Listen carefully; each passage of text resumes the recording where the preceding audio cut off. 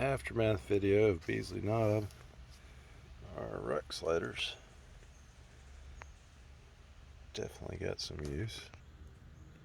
Might have gotten a little tiny hit there, but not bad. I do want to get that gone because otherwise it's just going to break off. Front diff cover definitely took a couple hits and applied a little bit of mud. Yep, this drop bracket dug a little mud as well. So that was something to consider when doing the drop brackets or control arm relocation brackets.